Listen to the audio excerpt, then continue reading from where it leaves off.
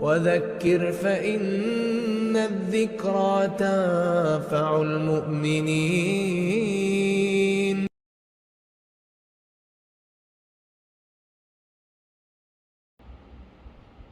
الحمد لله نحمده ونستعينه ونستغفره ونعوذ بالله من شرور أنفسنا ومن سيئات أعمالنا. من يهده الله فلا مضل له ومن يضلل فلا هادي له. وأشهد أن لا إله إلا الله وحده لا شريك له وأشهد أن محمدا عبده ورسوله.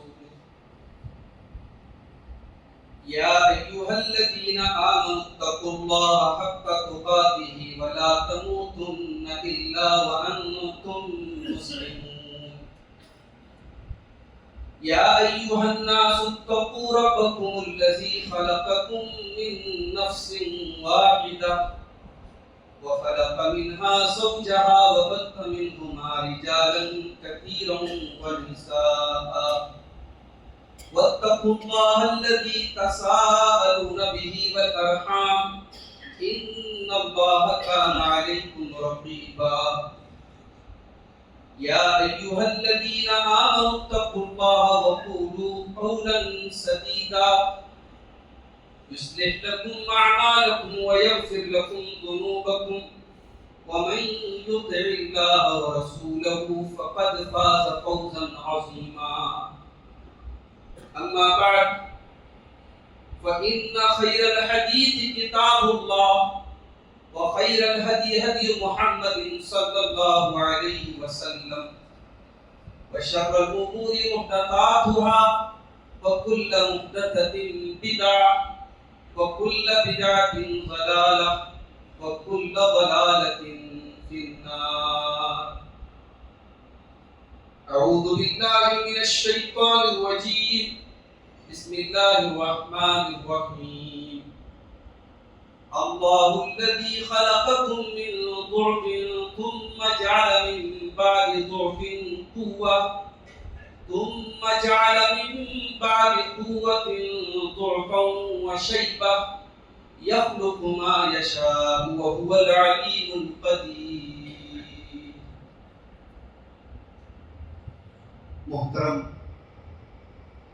بزرگوں، نوجوان ساتھیوں، ماں اور بہنوں، پیارے بچوں، آج اللہ کے فضل و کرم سے ہم نے دوسری تراویح پڑھی اور پہلا روزہ ہم نے مکمل کیا. مسجد قباء کی انتظامیہ کی طرف سے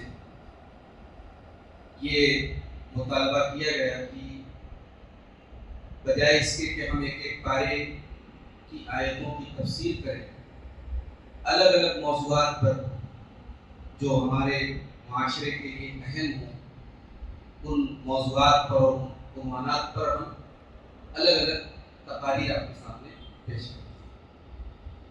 آج کا جو ہمارا خطاب ہے، ہماری جو گفتگو ہے، وہ ہمارے معاشرے کے بہت اہم طبقے سے اس کا تعلق ہے. کسی بھی سماج اور کسی بھی معاشرے کا سب سے اہم حصہ کون لوگ ہوتے ہیں؟ نوجوان.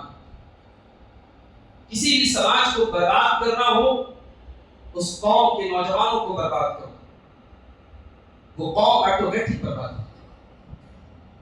قوم کا کیپٹل اس کے نوجوان ہوتے ہیں، قوم کا سرمایہ اس کے نوجوان.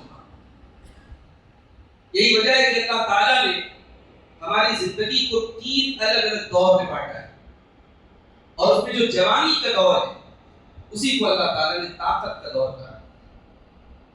جو آیت کریمہ میں نے آپ کے سامنے پڑھی ہے، سورہ روم کی آیت نمبر 24 ہے. اس آیت میں اللہ تعالیٰ نے انسان کی زندگی کے انہی تینوں پیریڈز کی طرف، انہی تینوں ادوار کی طرف اشارہ کیا. اللہ نے فرمایا اللہ الذی خلقکم من ضعف، اللہ تبارک و تعالی نے تم کو کمزور پیدا کیا. انسان پیدا ہوتا ہے کمزور ہوتا ہے. آپ دیکھیں کوئی بچہ پیدا ہوتا ہے کمزور ہوتا ہے, اعتبار سے کمزور ہوتا ہے, جسمانی اعتبار سے. پھر یہ کہ اپنی بات کہنے کو اس کے پاس کوئی میڈیم نہیں. چھوٹا بچہ ہے جو نیو بورن بیبی ہے وہ روتا ہے, اسے بھوک لگی ہے رو رہا ہے, پیاس لگی ہے رو رہا ہے, پیٹ میں درد ہے رو رہا ہے, اس کے پاس اپنی بات کو کہنے کا کوئی اور میڈیم نہیں, کمزور. پھر وہ بچہ تھوڑا اور بڑا ہوتا ہے, گھٹنوں کے بل وہ چلنے لگتا ہے, کچھ اور بڑا ہوتا ہے, دیوار کے سہارے کھڑا ہو کر کے چلنے لگتا ہے. جب تک وہ بچہ بچپن کی زندگی میں, بچپن کے دور میں وہ کمزور ہے. اللہ الذی خلقکم من ضعف, اللہ تبارک و تعالی نے تم کو کمزور پیدا کیا. ثم جعل من بعد ضعف قوة, پھر کمزوری کے بعد اللہ تعالی نے تم کو طاقت والا دور دیا. تم 15 سال کے 20 سال کے ہو گئے, بدن کے اندر انرجی آ گئی, طاقت آ گئی, قوت آ گئی, سوچنے سمجھنے کی صلاحیت پیدا ہو گئی, تمہارے بازو میں مچھلیاں تڑپنے لگی, تم دنیا کی نظر میں میچور ہو گئے, نوجوان ہو گئے, طاقت والا تمہارے پاس دور آ گیا. ثم جعل من بعد قوة ضعفا وشيبا, لیکن یہ جوانی بھی ایک وقت تک رہی. تم 30 سال کے ہو گئے, 35 سال کے ہو گئے, 40 سال کے ہوئے, دھیرے دھیرے جوانی ڈھلنے لگی, تمہارے بدن میں جھرریاں آنے لگی, بال سفید ہونے لگے, کمزوری کا دور آنے لگا, بڑھاپے کا دور آنے لگا. پیدا کیا تو کمزور تھے, جوانی میں طاقتور تھے, اور پھر دوبارہ تو قوت نے کمزور بنا دیا, تم کو بوڑھا بنا دیا. پتہ یہ چلا کہ جوانی کا جو دور ہے یہ زندگی کی دو کمزوریوں کے بیچ میں یہ ایک لوتا طاقت کا دور ہے. اس دور میں انسان وہ کر سکتا ہے جو بچپن میں نہیں کر سکتا, جو بڑھاپے میں نہیں کر سکتا. اسی لیے اللہ کے پیارے نبی فرماتے ہیں قیامت کے دن اس جوانی کا الگ سے حساب دینا پڑے گا. لا تزول قدم ابن آدم من عند ربه یوم القیامہ, قیامت کے دن انسان اپنی جگہ سے ہل نہیں پائے گا, اپنی جگہ سے ٹس سے مس نہ ہو پائے گا جب تک 5 سوالوں کا جواب نہ دے دے. 5 سوالوں کا جواب سب کو دینا. عن عمرہ فیما افنا, پہلا سوال میرے بندے تو نے اپنی زندگی کو کہاں گزارا, 60 سال کی, 70 سال کی, 80 سال کی, جو بھی تجھ کو زندگی ملی تو نے اپنی زندگی کو کہاں گزارا. دوسرا سوال وعن شبابہ فیما ابلا, تو نے اپنی جوانی کو کہاں گزارا, جو 16 سال سے لے کر کے 40 سال کا دور تھا, جو طاقت کا دور تھا, جو انرجی کا دور تھا, تو نے اس دور کو کہاں گزارا. کہیں ایسا تو نہیں تو نے جوانی کے دور کو زناکاری اور بدکاری کے دور میں گزارا, کہیں ایسا تو نہیں تو نے جوانی کے دور کو شراب کے نشے میں گزارا, کہیں ایسا تو نہیں عشق و محبت کے نام پر تو نے غلط راستوں میں گزارا, کہیں ایسا تو نہیں اس جوانی کے دور کو تو نے ٹائم پاس کر کے برباد کر ڈالا. میرے بندے تو بتا تو نے جوانی کو کہاں گزارا. تیسرا سوال ہوگا وعن مالہ من این اکتسبہ, تو نے مال کہاں سے کمایا, حلال طریقے سے کمایا, حرام طریقے سے کمایا, جنے سے کمایا, سٹے سے کمایا, سود و بیاج سے کمایا, کس طریقے سے تو نے پیسہ کمایا. چوتھا سوال وفیما انفقہ, تو نے وہ مال کہاں خرچ کیا, تیرے ایکسپنسز کیا تھے, تیرا خرچ کہاں ہوتا تھا. تجھے اپنی کمائی کا بھی حساب دینا ہے, اپنے خرچ کا بھی حساب دینا ہے. اور پانچواں سوال ہوگا وماذا عمل فیما علم, کہ تو نے جو علم حاصل کیا اس علم کے اوپر تو نے عمل کیا. تو جوانی کی اہمیت کا اندازہ میرے ساتھیوں اس کہ اللہ تعالیٰ جوانی کے بارے میں الگ سے ہم سے سوال ہے. اسی لیے قرآن میں اور اللہ کے پیارے نبی کی حدیثوں میں بار بار ہمیں نوجوانی کے تعلق سے ابھارا گیا ہے. اللہ کے پیارے نبی فرماتے ہیں قیامت کے دن جب سورج 1 میل کی دوری پر ہوگا اور کوئی سایہ نہ ہوگا, کوئی دھوپ سے بچنے کی, گرمی سے بچنے کی کوئی چیز نہ ہوگی. سبعۃ یظلھم اللہ فی ظلہ یوم لا ظل الا ظلہ, قیامت کے دن اللہ تعالیٰ 7 ایسے خوش نصیب بندے ہوں گے جن کو اللہ تعالیٰ سایہ دے گا. جس دن کوئی سایہ نہ ہوگا اس دن اللہ ان کو سایہ دے گا, ان کو گرمی نہیں لگے گی, ان کو بے چینی نہیں ہوگی. ابھی آپ دیکھیں کرناٹک کی گرمی، میں تو سمجھتا تھا کہ بھئی ہماری یوپی میں زیادہ گرمی پڑتی ہے، یہاں تو کم گرمی نہیں. پچھلے سال میں آندھرا میں تھا، مجھے تو لگتا ہے آپ کے کرناٹک میں، آپ کے چترادرگ میں وہاں سے زیادہ گرمی پڑ رہی ہے. اور ابھی مارچ چل رہا ہے، ابھی مئی باقی ہے، جون باقی. ہم سے یہ گرمی برداشت نہیں ہوتی. بہت ایمرجنسی ہوتی ہے تب آدمی دوپہر میں 2 بجے 2:30 بجے نکلتا ہے گھر سے. انسان اس دھوپ میں نہیں نکلتا. ذرا سوچو میرے بھائیوں، قیامت کے دن کی گرمی کا کیا ہے. یہ سورج آج 9 کروڑ 30 لاکھ میل دور ہے، اور یہ پارا جس کو آج ناپا جاتا ہے کہ آج 40 پر ہے، آج 45 پر ہے، آج 48 پر ہے، تب ہمارا گرمی تیار ہے. قیامت کے دن کی گرمی کو تو کسی چیز سے ناپا نہیں جا سکتا. وہاں تو سورج 1 میل کی دوری ہے. وہاں گرمی کا کیا حالت ہوگا، وہاں پسینے کا کیا.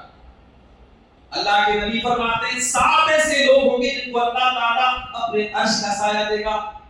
ان 7 لوگوں میں ایک وہ انسان بھی ہوگا وَشَابٌ نَشَأَ فِي عِبَادَةِ اللَّهِ. وہ نوجوان، وہ 20 سال کا لڑکا، وہ 22 سال کا لڑکا، وہ 25 سال کا نوجوان، وہ نوجوان لڑکا، وہ نوجوان لڑکی، وہ نوجوان مرد، وہ نوجوان عورت جس کی جوانی اللہ کی عبادت میں گزری ہو.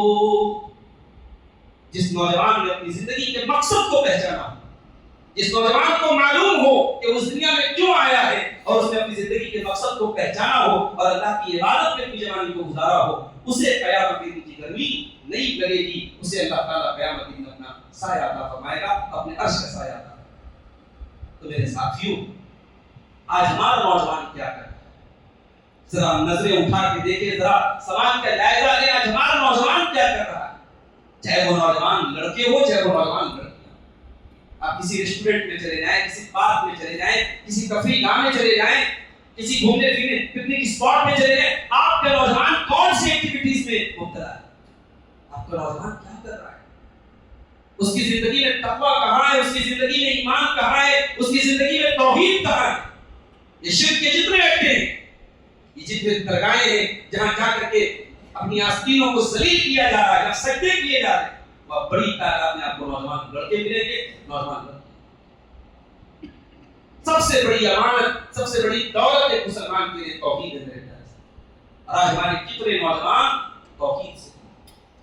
میرے پیارے ساتھیوں، یہ توحید ہماری زندگی کا مقصد ہے، ہماری تخلیق کا مقصد ہے. اللہ نے اسی توحید کے لیے ہم کو پیدا کیا ہے.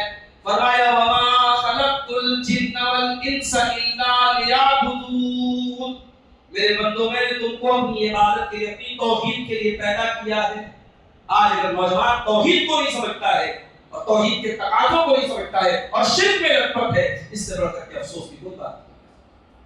آج کتنی نوجوان لڑکیاں ہیں پیار اور محبت کے نام پہ ان کو بہکا کر کے اسلام سے دور کر دیا جاتا ہے، وہ مرتد ہو جاتا ہے. کیا ایمان اتنی حقیر چیز ہے؟ اسلام اور توحید اتنی حقیر چیز ہے؟ کسی کی کے پیار اور محبت کے نام پہ اپنی توحید اور اپنے ایمان کا سمجھوتا کر دیا ہے؟ نہیں میرے ساتھ. ایمان کو دنیا کی سب سے قیمتی دولت ہے. اس دولت کے لیے گردن کٹائی جا سکتی ہے، اس دولت کے لیے جان دی جا سکتی ہے. اسی دولت کے لیے صحابہ کرام نے اپنا سب کچھ گنوا دیا مگر توحید کو نہیں جانا. آج اس پر ہمیں غور کرنے کی ضرورت ہے کہ ہمارا نوجوان توحید سے، ہمارا نوجوان ایک اور برائی میں مبتلا ہے، اور وہ برائی ہے کہ ہمارے نوجوان کے سامنے کوئی ٹارگٹ نہیں ہے، زندگی کا کوئی گول نہیں ہے، کوئی ایم نہیں ہے. وہ یہ سمجھتا ہے کہ زندگی 3 چیزوں کا نام ہے، کھاؤ کماؤ انجوائے کرو. اگر زندگی سے 3 چیزوں کا نام ہے تو پھر ہمارے بیچ میں اور ایک کافر کے بیچ میں، ایک مشرک کے بیچ میں کیا ڈیفرنس ہے میرے بھائیو؟ قرآن کا 14واں پارہ اٹھا، اللہ فرماتا ہے ربما یود الذین کفروا لو کانوا مسلمین. ایک دن ایسا آئے گا یہ کافر لوگ تمنا کریں گے کاش ہم مسلمان ہوتے.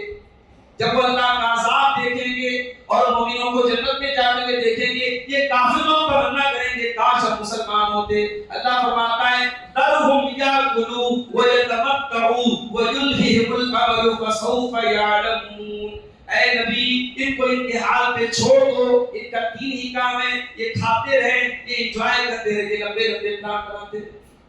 یہ 3 کام اللہ نے کافر کی علامت. جو کھائے، صرف کھانے کو زندگی کا مقصد سمجھ لے، انجوائمنٹ کو زندگی کا مقصد سمجھ لے، اور لمبے چوڑے پلان بنانے کو زندگی کا مقصد. زندگی اتنی حقیر نہیں ہے میرے خیال سے. زندگی کا مقصد کیا ہے؟ اللہ کو راضی کرنا۔ ہم اس لیے دنیا میں آئے ہیں کہ اپنے خالق کو، اپنے پیدا کرنے والے کی مرضی کے مطابق زندگی۔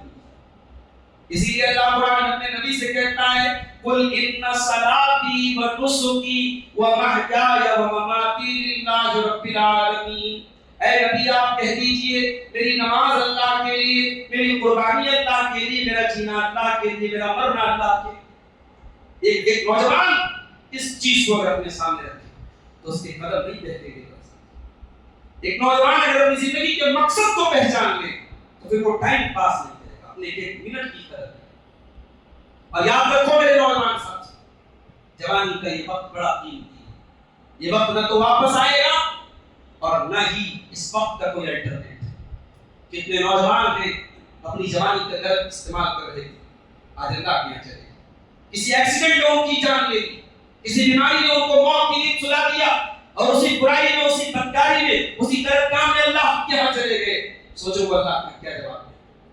میرے پیارے ساتھیوں، موت کے آنے کے بعد دوبارہ ہمیں دنیا میں واپس آنے کا موقع نہیں ملے گا۔ اللہ قرآن کے 18ویں پارے میں فرماتا ہے حتی اذا جاء احدهم الموت قال رب ارجعون، میرے بندو جب موت آتی ہے بندہ کہتا ہے کہ میرے رب مجھے ایک بار دوبارہ دنیا میں جانے کا موقع دے دے۔ کیوں؟ کس لیے جانے کا موقع مانگ رہا ہے؟ کیا بیٹی کی شادی کرنے کے لیے ٹائم مانگ رہا ہے؟ کیا مکان بنانے کے لیے ٹائم مانگ رہا ہے؟ کیا بزنس کو ایکسپینڈ کرنے کے لیے ٹائم مانگ رہا ہے؟ کیوں ٹائم مانگ رہا ہے؟ بندہ کہتا ہے لعلی اعمل صالحا، لعلی اعمل صالحا فیما ترکت، اے اللہ مجھے ایک بار تو دنیا میں دوبارہ جانے کا موقع دے دے، میں وعدہ کرتا ہوں دنیا کی زندگی میں نیک عمل کروں گا، تجھے راضی کرنے والا عمل کروں گا، تجھے خوش کرنے والا عمل کروں گا۔ اللہ فرماتا ہے کلا ہرگز انہا کلمۃ هو قائلها، یہ تو بس ایک بات ہے جو تیرے منہ سے نکل رہی ہے، یہ بات کبھی پوری ہونے والی نہیں ہے۔ اس لیے میرے عزیزو زندگی کے ایک پل کو صحیح طریقے سے گزارو۔ اسی لیے اللہ کے پیارے نبی فرماتے ہیں اغتنم خمسا قبل خمس، 5 چیزوں کی قدر کرو 5 چیزوں کے آنے سے پہلے۔ شباب کا قبل حرم، اپنی جوانی کی قدر کرو بڑھاپے کے آنے سے پہلے۔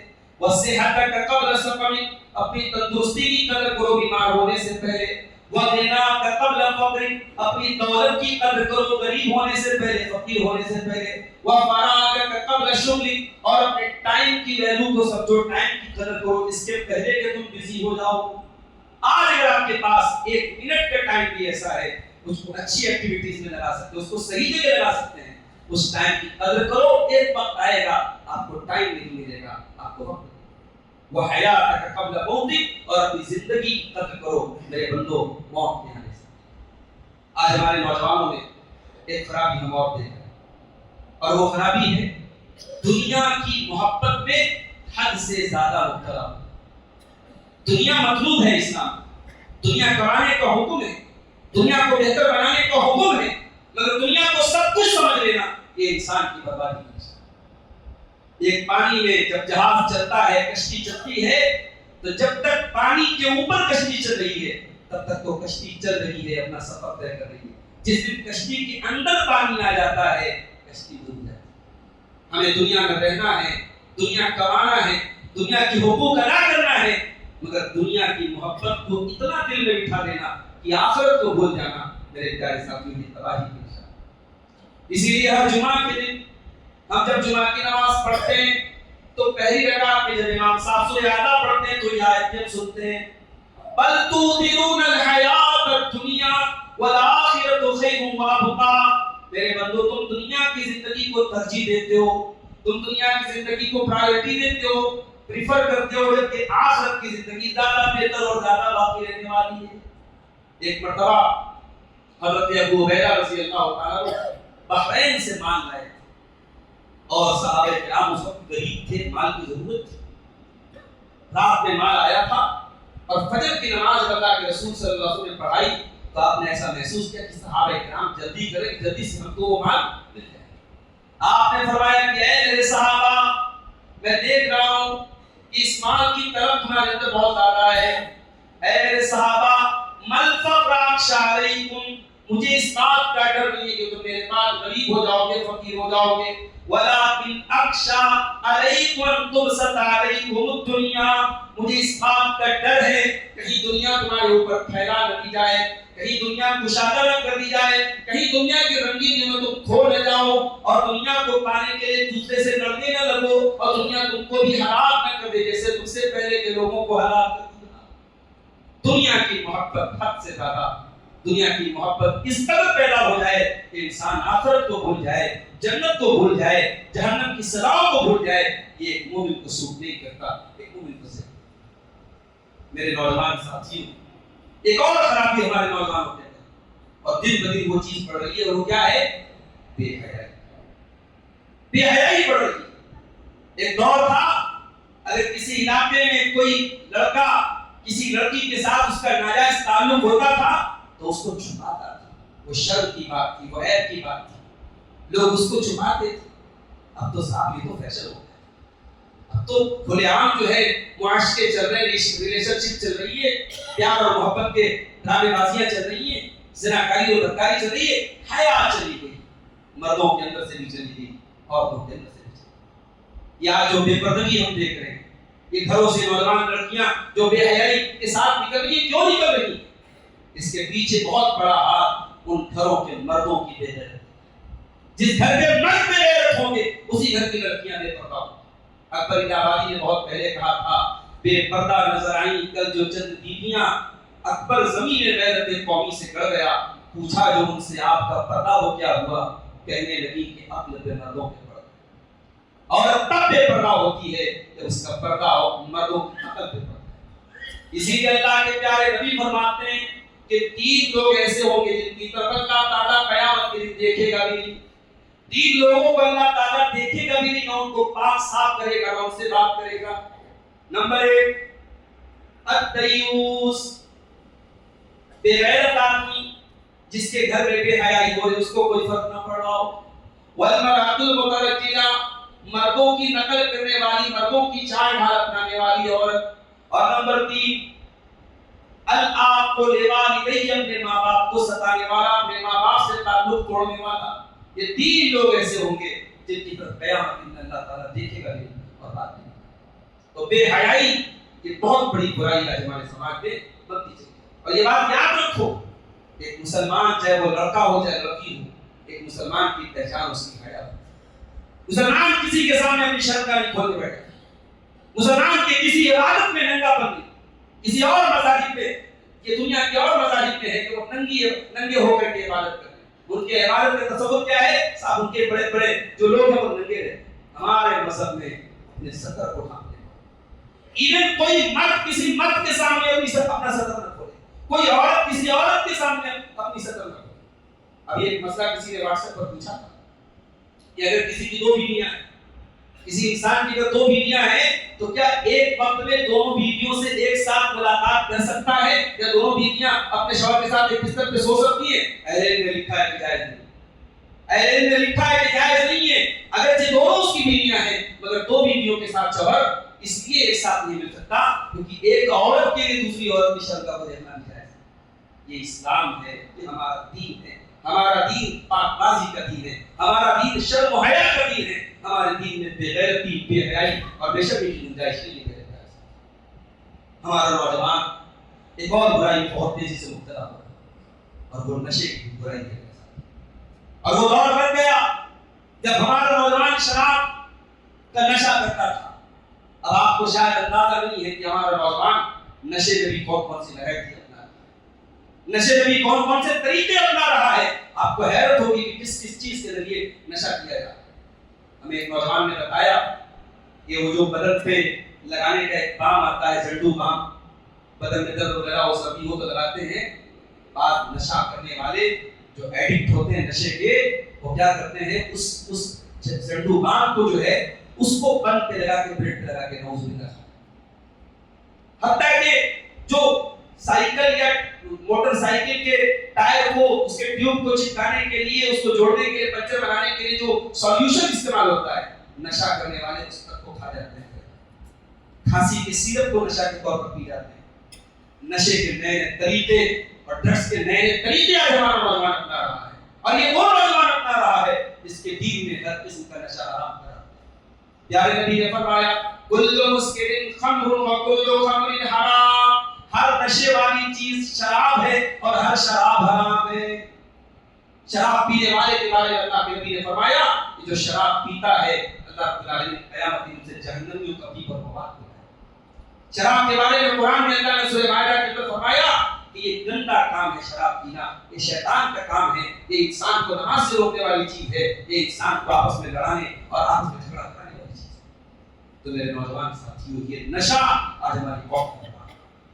مسلمانوں کی بڑی بڑی بستیوں میں اسکول جانے والے کلاس 8 اور 9 اسٹینڈرڈ میں پڑھنے والے، ہائی اسکول میٹرک پڑھنے والے بچے اور لڑکی اور لڑکیاں، ان کو نشے کا عادی بنایا جا رہا ہے۔ بہت افسوس کی بات ہے میرے بھائیوں، اس پر ہمیں تحریک چلانی چاہیے، اس پر ہمیں آگے بڑھ کر کے اپنے نوجوانوں کو اس لعنت سے بچانا چاہیے۔ زندگی بہت بڑی امانت ہے، اللہ تعالیٰ نے یہ زندگی نشے کے پیچھے برباد کرنے کو نہیں دی ہے۔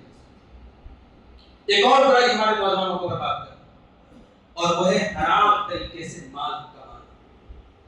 جب ایک نوجوان نوجوانی کی تحریر پر پہنچتا ہے اور اس کے سامنے زندگی میں پیسہ کمانے کی دھن سوار ہوتی ہے، وہ یہ بھول جاتا ہے کہ پیسہ کمانے کا مجھے کون سا طریقہ اپنانا چاہیے۔ IPL کا میچ آتا ہے، سٹے بازی لگانے لگتا ہے، کرکٹ میں سٹے بازی لگا رہا ہے، آن لائن ایپس کے ذریعے جوا کھیل رہا ہے، وہ شیئر مارکیٹ کی حرام شکلوں میں پیسہ لگا رہا ہے، الغرض بہت سارے طریقے حرام کمائی کے۔ یاد رکھو میرے نوجوان ساتھی، حرام بہت، کل کے درس میں نے بتایا تھا کہ حرام لمیٹڈ ہے اور حلال انلمیٹڈ۔ چند چیزیں حرام ہیں، چند چیزوں کے علاوہ آپ حلال طریقے سے بے شمار پیسہ کما سکتے ہیں۔ عثمان غنی نے کیا پیسہ نہیں کمایا؟ عبدالرحمن بن عوف نے کیا پیسہ نہیں کیا؟ کروڑوں پتی لوگ تھے اپنے دور، حلال طریقے سے انہوں نے بزنس کرتے پیسہ کمایا۔ عبدالرحمن بن عوف اتنے بڑے بزنس مین تھے، کہتے میں پتھر بھی اٹھاتا تھا تو مجھے امید ہوتی تھی کہ اس کے نیچے مجھے سونا ملے۔ اتنی کامیاب اللہ تعالیٰ نے تیار۔ میرے بھائیوں، پیسہ کمانے کے بہت سارے آپشن ہیں، حلال طریقے سے پیسہ کمانا۔ اللہ کے پیارے نبی فرماتے ہیں یاتی الناس زمان لا یبال المرء، ایک ایسا زمانہ لوگوں پر آئے گا، لوگ اس بات کی پرواہ نہیں کریں گے کہ مال حلال طریقے سے کما رہے ہیں حرام طریقے سے۔ تو حرام کمائی کی ہوا ہمارے نوجوانوں کو برباد۔ ایک اور چیز جو ہمارے نوجوانوں کو برباد کر رہی ہے، عبادات میں سستی اور کوتاہی۔ ہمارے کتنے نوجوان ایسے ہیں جن کی زندگی میں اللہ کا ذکر ہے، 24 گھنٹے میں ایک بار بھی ان کا سر اللہ کے سامنے نہیں جھکتا ہے۔ جو مالک آپ کو زندگی دے رہا ہے، جو مالک اگر چاہے کبھی پاگل خانے میں جا کے دیکھو، آپ سے زیادہ اسمارٹ، آپ سے زیادہ ہینڈسم، آپ سے زیادہ خوبصورت نوجوان پاگل خانے میں موجود ہے، سب کچھ صحیح ہے، اس کا دماغ کام نہیں کرتا، اس کے دماغ کا کوئی جو ہے اسکرو ڈھیلا ہے، سب کچھ صحیح ہے، دماغ اس کا ڈھیلا ہے۔ اللہ نے آپ کو صحت مند جسم دیا ہے، بہترین دماغ دیا ہے، کھانے کی پینے کی ہر چیز کی نعمت سے نوازا ہے۔ اس مالک کی کتنے بڑے ہم ناشکرے ہیں کہ ہم 5 ٹائم اس مالک کے در پہ جا کے ہم سر جھکانے کو تیار ہیں۔ اسی لیے اللہ تعالیٰ قرآن کے 30ویں پارے میں گھوڑے کی قسم کھاتا ہے والعادیات ضبحا فالموریات قدحا فالمغیرات صبحا فأثرن به نقعا فوسطن به جمعا۔ قسم ہے ان گھوڑوں کی جو دوڑتے دوڑتے ہانپنے لگتے ہیں، قسم ہے ان گھوڑوں کی جو دوڑتے تو ان کی ٹانگوں سے چنگاریاں نکلنے لگتی ہیں، قسم ہے ان گھوڑوں کی جو دشمن کے میدان جنگ میں جا کر کے دشمن کی صف میں صبح صبح حملہ کر دیتے ہیں، جن کے دوڑنے کی وجہ سے گرد و غبار ہوتا ہے، دھول اڑتا ہے۔ گھوڑے کی قسم کھا کر کے اللہ نے کیا فرمایا؟ ان الانسان لربہ لکنود، بے شک انسان اپنے رب کا بہت بڑا ناشکرا۔ یہ گھوڑے کا تعلق انسان کے ناشکرا ہونے سے کیا ہے؟ اللہ رب العالمین یہ بتانا چاہ رہا ہے کہ گھوڑا تو ایک جانور ہے، گھوڑے کو اس کا مالک تھوڑا سا چارہ کھلاتا ہے اور گھوڑا اپنے مالک کا اتنا وفادار ہوتا ہے کہ اپنے مالک کے لیے جان دے دیتا ہے۔ یہ گھوڑے کی لوگ تو کتے کی وفاداری کی مثال دیتے ہیں نا، مگر حقیقت میں وفادار جانور گھوڑا ہوتا ہے۔ گھوڑا مر جائے گا، اپنے مالک کو اپنی پیٹھ سے لیتا ہے، جان دے دے گا، لیکن اپنے مالک کے ساتھ پیوان نہیں۔ تھوڑا سا چارہ مالک نے کیا کھلایا اور محبت سے کیا چمکار دیا اور پچکار دیا، گھوڑا اپنے مالک کے لیے جان دے دیتا ہے۔ اے انسان، تو اپنے مالک کے لیے کیا کرتا ہے؟ تیرا مالک تجھے زندگی دے رہا ہے، تجھے جلا رہا ہے، کھلا رہا ہے، اور تجھے اپنے مالک کے سامنے 5 ٹائم سجدہ کرنے میں بھی شرم آتی ہے، تجھے نماز پڑھنے کی بھی فرصت نہیں ہے۔ آج ہمارا نوجوان نمازوں سے دور ہے میرے خیال سے۔ بہت بزنس مین، بہت بڑا کاروباری ہے، ارے تیرا کاروبار تیرے لیے وبال کا سبب بن جائے گا اگر اس بزنس کی وجہ سے تو نماز سے دور۔ اسی لیے اللہ تعالیٰ نے قرآن میں جب جنتی لوگوں کا ذکر کیا فرمایا رجال لا تلہیہم تجارۃ ولا بیع عن ذکر اللہ، میرے نیک بندے وہ ہیں ان کا کاروبار ان کو اللہ کے ذکر سے غافل نہیں کرتا ہے، وہ کاروبار بھی کرتے ہیں، بزنس بھی کرتے ہیں، اور ٹائم پر نماز بھی پڑھتے ہیں۔ یخافون یوما تتقلب فیہ القلوب والابصار، وہ قیامت کے دن سے ڈرتے ہیں جس دن نگاہیں اور کلیجے الٹ پلٹ جائیں گے۔ قیامت کے دن نہ آنکھیں اپنی جگہ رہے گی نہ دل اپنی جگہ رہے گا، تو اس دن سے وہ ڈرتے ہیں، اور میرے نیک بندے ٹائم پر نماز پڑھتے ہیں۔ اس لیے میرے پیارے ساتھیوں آپ نماز پڑھیں۔ ایک اور چیز ہمارے نوجوانوں کے اندر خرابی ہے، برائی ہے، اپنے علماء سے دوری۔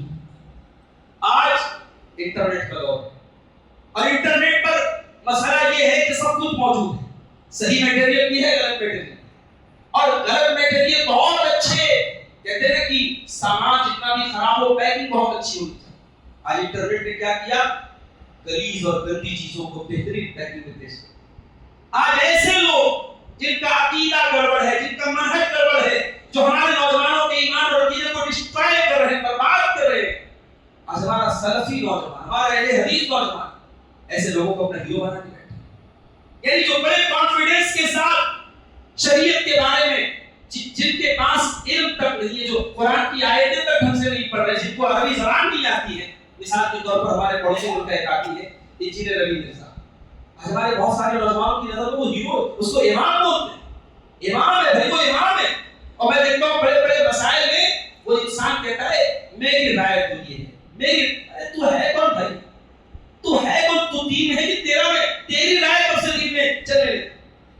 بڑے بڑے ائمہ، بڑے بڑے علماء مسائل کے بارے میں بات کرنے میں ہچکچائے، اور آپ صاحب بڑے بڑے کہتا ہے کہ میں نے چھوٹ دی ہے، میں نے تو شریعت کو آسان کر دیا ہے، علماء نے تو دین کو مشکل بنا دیا، میں نے آسان بنا دیا دین کو۔ علماء کہتے ہیں کہ عشاء کی نماز 17 رکعت پڑھو، میں کہتا ہوں جاؤ 5 ٹائم کی نماز میں صرف 17 رکعت فرض پڑھ لو، سنت پڑھنے کی کوئی ضرورت نہیں، 17 فرض کے علاوہ باقی سب نفل ہے، پڑھو گے تو ثواب ملے گا، نہیں پڑھو گے تو کوئی حرج نہیں۔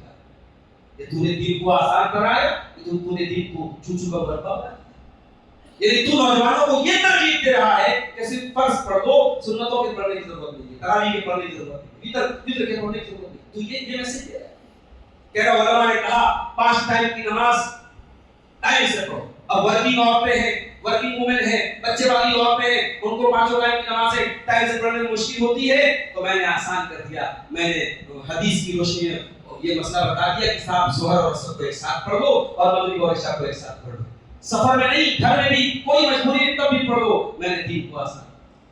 تو دین آسان ہے، لیکن دین آسان ہونے کا مطلب یہ نہیں ہے کہ آپ دین کی روح نکال دیں، دین کا مطلب ہی بدل دیں۔ دین آسان ہے، یقیناً آسان ہے، لیکن جہاں دین نے آسانی دی ہے، دین بہت آسان ہے، لیکن کیا ہم دین پر چلنے والا روزہ نہیں رکھتے؟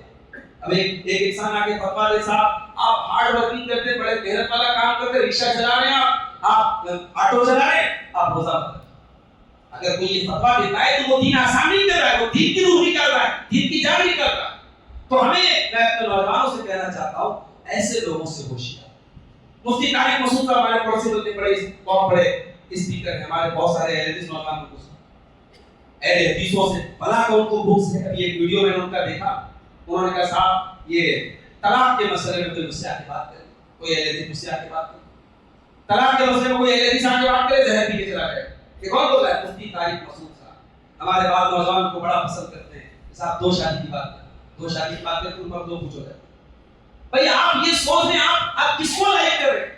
طارق مسعود صاحب کہہ رہے 3 طلاق کے مسئلے میں اہل حدیث کو میرا چیلنج ہے، کوئی عالم آ کر کے بات کر لے، میں ایسی دلیل پیش کروں گا وہ زہر کھا کے چلا جائے۔ میں کہتا ہوں جاؤ سارے دلائل اختر یہ رب کا قرآن اٹھاؤ، قرآن اٹھاؤ، قرآن کا دوسرا پارہ، اللہ کہتا ہے طلاق و مرتان، طلاق 2 مرتبہ ہے، طلاق 2 مرتبہ ہے، یعنی ایسی طلاق جس طلاق کے بعد شوہر اپنی بیوی سے دوبارہ رجوع کر سکتا ہے، ایسی طلاق 2 مرتبہ ہے۔ پھر تیسری مرتبہ کیا ہے؟ الطلاق مرتان فإمساک بمعروف و تسریح بإحسان۔ 2 طلاق کے بعد اب تیسری جو طلاق ہے وہ لاسٹ اینڈ فائنل ہے، یا تو بیوی کو رکھو گے یا چھوڑو گے۔ جب آپ نے 3 طلاق کو ایک بنا دیا، طلاق طلاق طلاق، تو قرآن کی آیت کا مذاق بنایا کہ نہیں بنایا؟ جہاں قرآن نے آپشن دیا، جہاں قرآن نے چوائس دی، شوہر کو 2 مرتبہ رجوع کرنے کی چوائس دی، آپ نے تو پورے طلاق کے سسٹم کی بات لگا اور آپ اس پر کہہ رہے صاحب کہ آپ کے پاس ایسی دلیل کہہ رہے تھی زہر کھا کے چلا گئے۔ الحمدللہ اہل حدیث نے کچی گولیاں نہیں کھائی۔ اہل حدیث آج بھی طلاق کے مسئلے پر اسی موقف پر قائم ہے جو پیارے رسول کا موقف تھا۔ پیارے رسول کی زندگی میں 3 طلاق اکٹھا دی گئی، پیارے رسول ناراض ہوئے، غصے کا اظہار کیا، لیکن آپ نے 3 طلاق کو ایک مانا۔ ایک ساتھ 3 طلاق اگر دی گئی اس کو ایک مانا۔ ابو بکر صدیق کے دور میں 3 طلاق کو ایک مانا گیا، وہ صحیح مسلم کی روایت ہے۔ اور یاد رکھیے میرے پیارے ساتھی، یہ 3 طلاق کو جن لوگوں نے 3 کہا ہے انہوں نے شریعت کا مذاق بنایا ہے، اور آج پارلیمنٹ میں جو قانون بنا ہے یہ ہماری اسی لاپرواہی اور ہماری اسی ناعقل اندیشی کی وجہ سے۔ اس لیے ہمیں انجینئر علی مرزا جیسے لوگ اور مفتی طارق مسعود جیسے لوگوں سے علم لینے کی اور ان کے بیانات سننے کی میرے پیارے ساتھیوں ضرورت ہے۔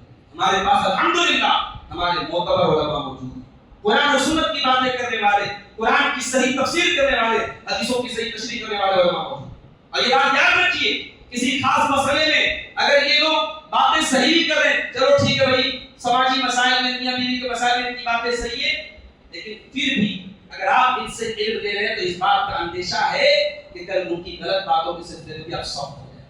آج بہت سارے اہل حدیث بھی بولتے ہیں ارے بھائی ٹھیک ہے تراویح کے مسئلے میں اگر وہ 20 بول رہے ہیں اور 20 کو صحیح بول رہے ہیں تو کیا حرج ہے بھائی، آپ ایک اسٹینڈ پہ قائم رہو۔ اگر آپ 8 کو صحیح سمجھ رہے ہو، 8 سنت ہے تو 8 ہی سنت ہے، 20 سنت نہیں ہے۔ اور یہ میں نہیں کہہ رہا ہوں، حنفی مسلک کے بڑے بڑے علماء نے یہ بات لکھی ہے کہ پیارے رسول نے جو تراویح پڑھی ہے وہ 8 رکعت، انہوں نے بھی 20 کو نبی کی سنت کو نہیں کہا ہے، 20 نبی کی سنت۔ ہاں جن لوگوں نے 20 پڑھی ہے انہوں نے یہ کہا کہ پیارے رسول کی جو تراویح تھی، اللہ کے رسول صلی اللہ علیہ وسلم بہت لمبی تراویح پڑھتے تھے، تو انہوں نے بجائے اس کے کہ قرات کو لمبا کیا جائے، قیام کو لمبا کیا جائے، انہوں نے رکعت کو بڑھا دیا۔